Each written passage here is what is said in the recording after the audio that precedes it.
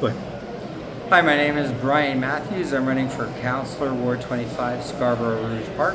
Our website is electbrianmatthews.com. One of the reasons I wanted to participate in this election is to advance voices that are independent. So I'm an independent candidate, not backed by any political party or third-party special interest group, and that's how I believe City Council should be run. And the problem in the last little while has been quite noticeable of special interest groups getting a voice at City Hall over local constituents, and with an $18 billion plus budget, the funding should ultimately go to core local services, and for them to be delivered at a high rate of service, especially in this time where the City of Toronto funding may be reduced or lost from other levels of government, when property tax arrears could be as high as $456 million, and things are not being delivered on time. Say, for example, the Eglinton LRT, the construction on Port Union, and any type of larger infrastructure project. So hyper-focused on local community concerns in all areas of the ward, and direct conversations with people who live, work, own businesses, homes everywhere in the ward. That's great. So, what are the two top priorities of your campaign if you get elected? What would you like to do? So I see this as a one-year campaign for the rest of the term, right? There's 13 months before the next election. And I don't want to presume that if I win this time, that I would win the next time, right? So this term would be focusing corely on what's happening in the community. So the other day, I helped a blind lady cross the street at Lawrence and Centennial, and there's no chirps on the street signs to let her know that she can cross safely. Things like that would need to be advanced. Concerns about, again, the Port Union construction. Why is the delays? When's it going to be done? Why is there days when nobody's actually working on the project? We had one of the nicest summers that we've had in a very long time, where construction should have been advanced at a faster rate. Trying to get things like that done. Advance local TTC issues, whether it be more regular bus service or the larger projects being given Scarborough a priority. We've with City Hall and the provincial government, they took away a lot of transit projects to give us the one Scarborough subway. But more has been reduced because of that one project.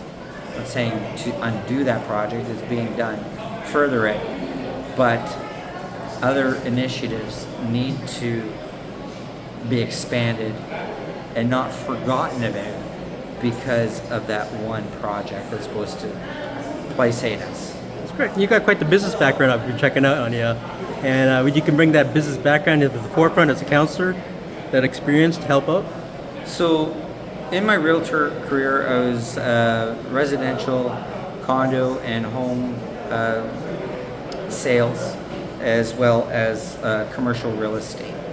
I follow city zoning meticulously and development applications, and how certain areas of the city have been over gentrified through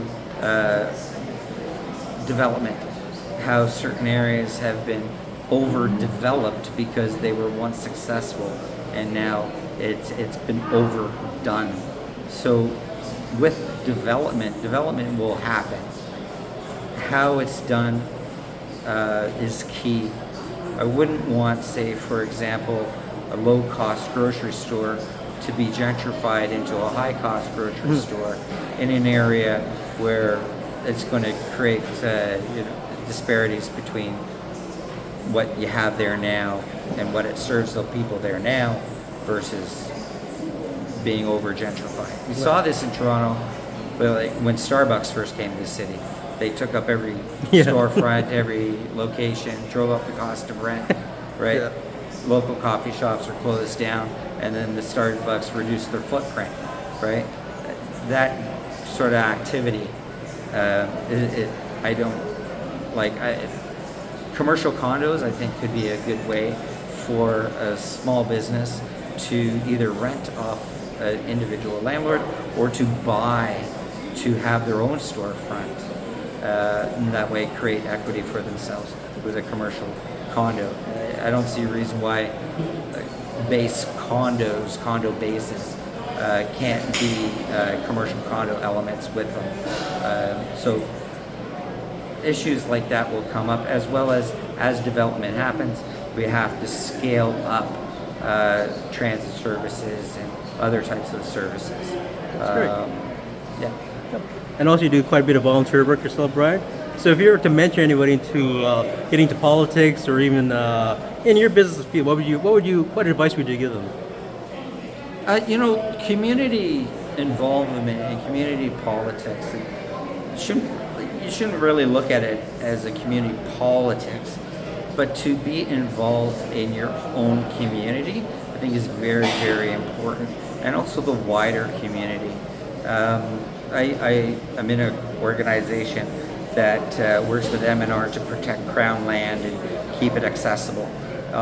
We go up there and pick up the garbage on the trails and on the roadsides, and things like that.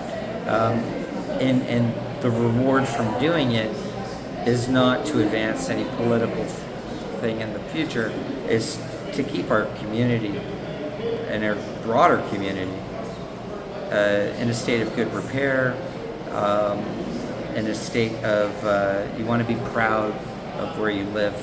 You want to be proud of areas. We have a great park system.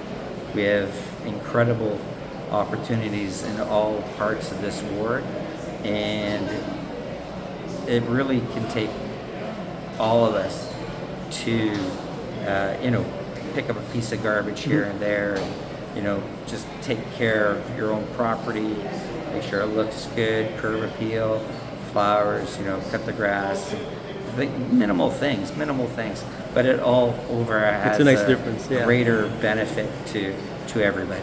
Great. Well, thank you so much for your time, Brian. Thank you very much.